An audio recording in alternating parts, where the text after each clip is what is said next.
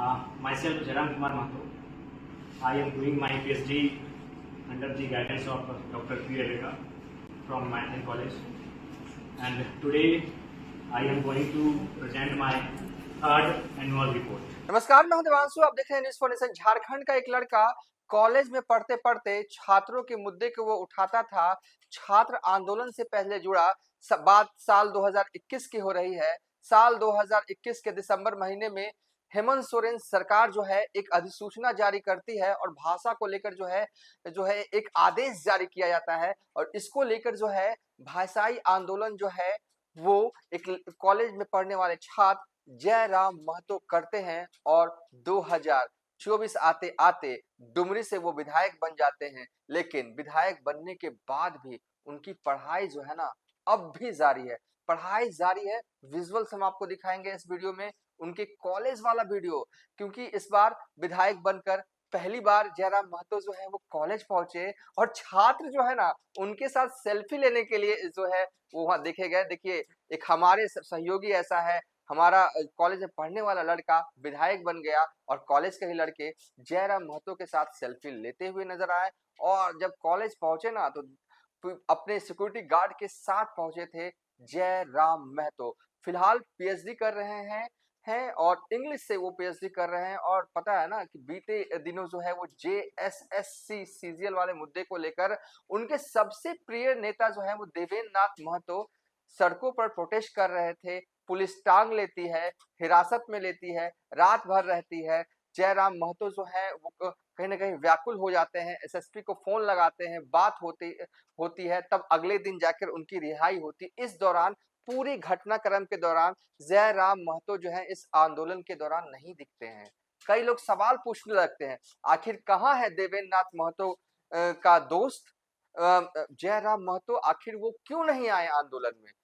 तो इन सब का सवालों का जवाब अगर मैं एक लाइन में दूं, आखिर क्यों जयराम महतो जो है इतने महत्वपूर्ण आंदोलन, जो कि उनके प्रिय नेता जो हैं देवेंद्र नाथ महतो जो है वो रांची की सड़कों पर आंदोलन कर रहे थे और जयराम महतो क्यों नहीं थे वहां उस आंदोलन में, ये भी हम इस वीडियो में विस्तार से बताएंगे। और साथ ही इस वीडियो में हम ये भी बताने वाले हैं जिसका इंतजार झारखंड की महिलाएं कर रही है ना कि मैया सम्मान योजना की राशि कब पहुंचेगी, तो उसकी कब पहुंचेगी, संभावना कब तक है पहुंचने की राशि 2500 वाली, ये भी हम बताएंगे। तो सबसे पहले ये खूबसूरत सी तस्वीर देखिए जयराम महतो की। अगर आप जयराम महतो के समर्थक हैं तो आपको ये तस्वीर जो है वो काफी आकर्षित करेगी। देखिए, कॉलेज में जो है क्लासरूम के अंदर है, अपना एनुअल रिपोर्ट जो है वो पीएचडी का थर्ड एनुअल रिपोर्ट जो है वो सबमिट कर रहे हैं। और खास बात, इंग्लिश से पीएचडी कर रहे हैं और क्लासरूम में जब एनुअल रिपोर्ट कर रहे हैं तो कैसे हिंदी बोल सकते हैं, अंग्रेजी में बोलते हुए नजर आ रहे हैं। थोड़ा सा उनका बयान अब आपको थोड़ा सा क्लासरूम में किस अंदाज में एनुअल रिपोर्ट जो पढ़ रहे हैं वो थोड़ा सा आपको सुना देते हैं, उसके बाद कई बातें हैं और भी बताएंगे।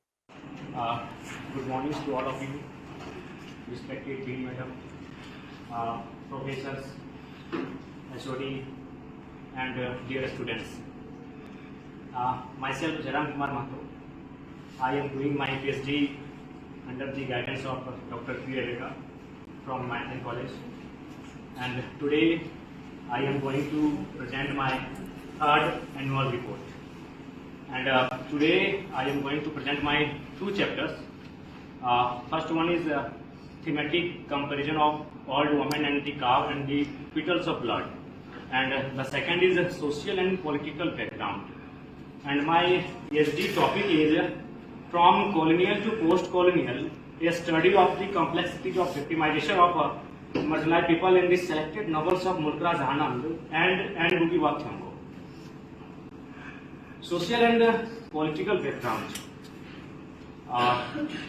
The social background of the writers, my selected writers are Mulkraz Anand and Rugi Wathyambo.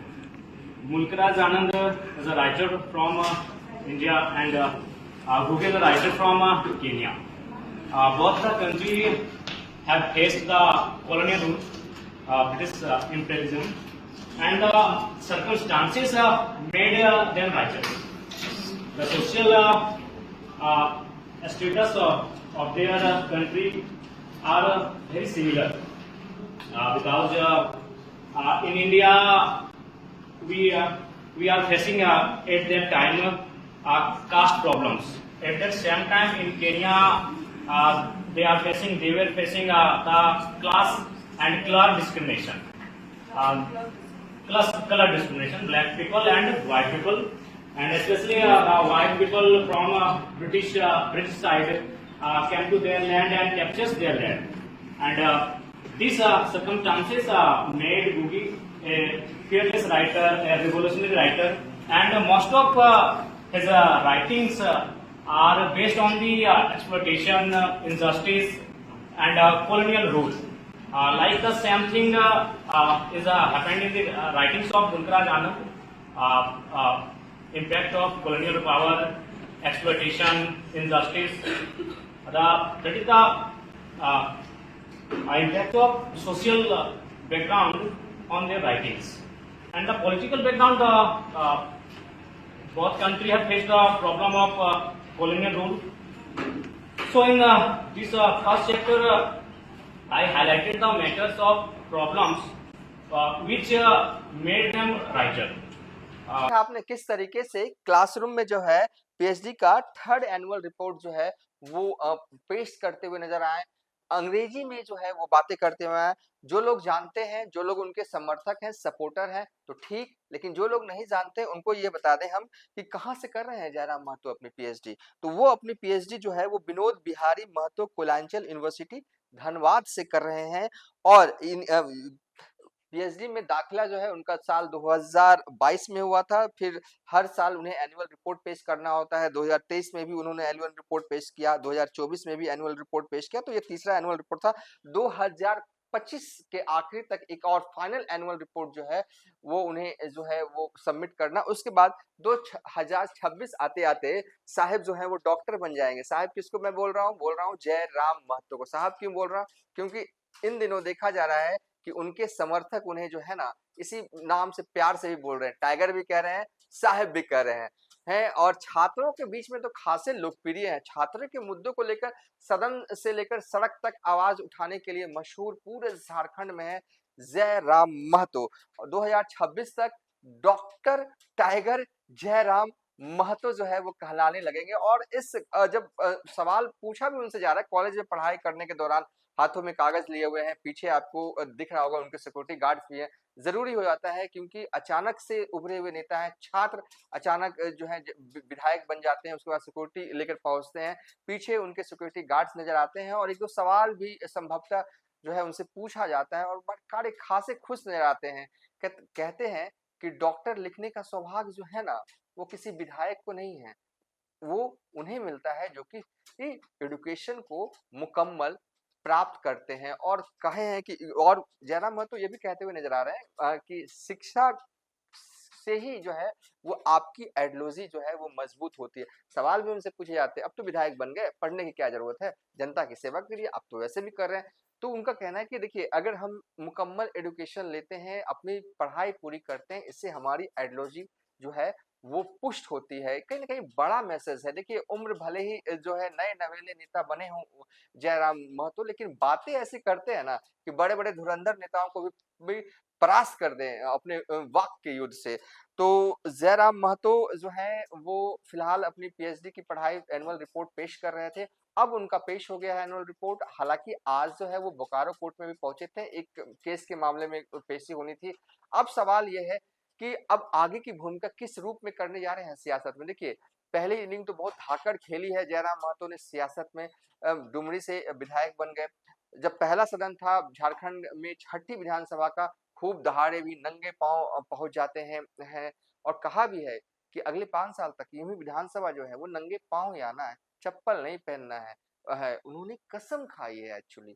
उस पर हम बाद में बात कर लेंगे। लेकिन अब आगे जो है ना जेएसएससी सीजल वाले मुद्दे पर जयराम महतो जो है, क्योंकि देखिए उनकी पढ़ाई हो रही थी तो जब पूरा जो आंदोलन जब देवेंद्र नाथ महतो जो है वो रांची में कर रहे थे, उस दौरान जो है उन्हें एनुअल रिपोर्ट पेश करना था। यहाँ तक कि उन्होंने अपना फोन भी जो है वो बंद कर रखा था और जनता से भी थोड़े से कट गए थे। हालांकि उन्होंने अपने प्रखंड पार्टी के प्रखंड अध्यक्ष को लगाया था कि जो भी जो है जनता की समस्या हो उन्हें आप अपने स्तर पर सॉल्व कीजिए। अगर सॉल्व नहीं हो पाता तब मुझसे संपर्क करिए। यानी कि जनता से वो दूर नहीं गए, पढ़ाई भी कर रहे थे। हालाँकि देखिए जनता का इतना प्रेम उन्हें मिला है कि लगातार जो है अपनी-अपनी समस्याओं को लेकर जयराम महतो को लोग फ़ोन करते रहते थे। हालाँकि उन्होंने प्रखंड अध्यक्ष को जनता की समस्याओं के समाधान के लिए लगा रखा था। और देखिए एक विधायक रहते हुए और पीएचडी लेवल की पढ़ाई करना ये बड़ा टफ हो जाता है, लेकिन टफ है और उसे मुमकिन लग रहा है कि जयराम महतो जो है वो कर ही मानेंगे। और कहा जा रहा है कि आने वाले वक्त में, क्योंकि अब उनका एनुअल रिपोर्ट जो है वो थर्ड एनुअल रिपोर्ट पीएचडी का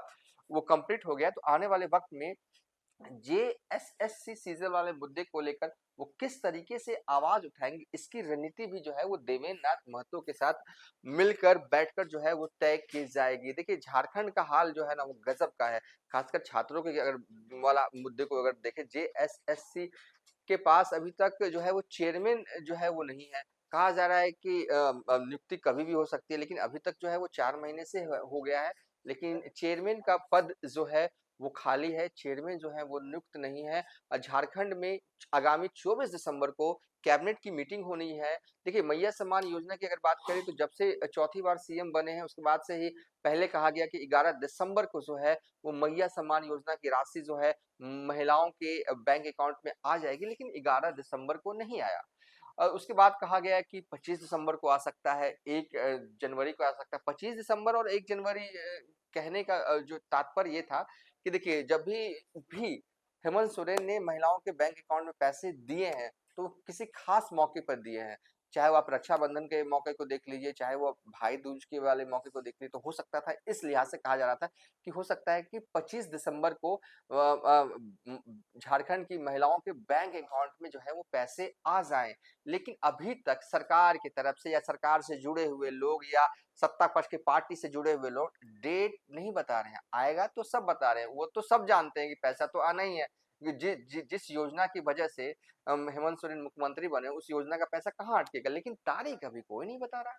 ठीक है, हो सकता है कि अब कहा जा रहा है कि जब 24 तारीख को झारखंड कैबिनेट की बैठक होगी, तो तारीखों को लेकर जो है इस बैठक में फैसला हो सकता है। राशि को लेकर भी जो है वो फैसला, हालाँकि अनुपूरक बजट जो जब झारखंड में पेश किया गया झारखंड के वित्त मंत्री के द्वारा, तो उसमें पूरा सब कुछ पैसा कहाँ से आना है, कहाँ से जाना, सब कुछ कर लिया गया है। 4000 करोड़ रुपए जो बच गए थे अलग-अलग विभाग को, पैसा सरेंडर भी करवा दिया गया है।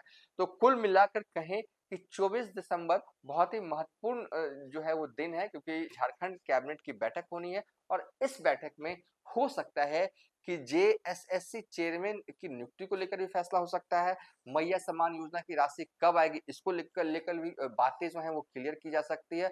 तो दूसरी ओर जयराम रमेश का जो पीएचडी वाला जो थर्ड ईयर का एनुअल रिपोर्ट था वो पेश कर दिया है उन्होंने। अब वो फुल टाइम जनता की सेवा में लगेंगे और छात्रों के आंदोलन को किस तरीके से आगे बढ़ाया है। देखिए पहली सफलता तो छात्रों को मिली। झारखंड हाई कोर्ट ने ये कह दिया कि रिजल्ट को प्रकाशित न करने का आदेश दिया। पहली जीत हुई है। अब दूसरी तीसरी जीत भी छात्रों को कैसे मिले, ये अब जयराम महतो ये कैसे तय करेंगे, कैसे रणनीति बनाएंगे, ये देखना दिलचस्प होगा। इस वीडियो को बाइंड अप कर रहे हैं और छात्रों के आंदोलन पर हमारी बिहार से लेकर झारखंड तक नजर बनी हुई है। बिहार में जिस तरीके से बीपीएससी 17वीं के अभ्यर्थी है जो हैं वो पटना के गर्दनीबाग में प्रोटेस्ट कर रहे हैं।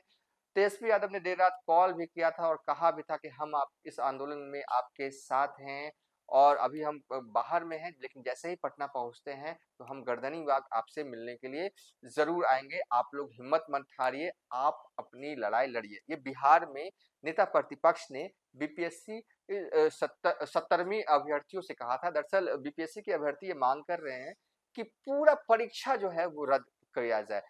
ठीक हूबहू इसी तरीके का मांग है कि झारखंड में अभ्यर्थी कह रहे हैं कि जेएससी सीजीएल में कि पूरा परीक्षा जो है वो रद्द कर दिया जाए। हालांकि अब तो जो है वो सर्टिफिकेट वेरिफिकेशन का काम जो है वो जेएसएससी की तरफ से किया जा रहा है। हालांकि रिजल्ट प्रकाशित नहीं किया जा सकता है क्योंकि झारखंड हाई कोर्ट ने जो है वो स्टे लगा दिया। आगामी जो है वो सुनवाई 22 तारीख को होगी। देखना होगा झारखंड हाई कोर्ट तब क्या कहता है। किसे जो है वो पहली जीत तो अभ्यर्थियों को मिल गई, क्या दूसरी जीत मिलेगी? जयराम महतो अब अपनी पढ़ाई से थोड़ा फ्री हुए हैं, अब इधर उनका ध्यान जाएगा, छात्रों के साथ वो बैठेंगे, आगामी रणनीति भी तय की जाएगी। फिलहाल अभी तक के लिए इतना ही, आप देखते रहिए न्यूज़ फॉर नेशन।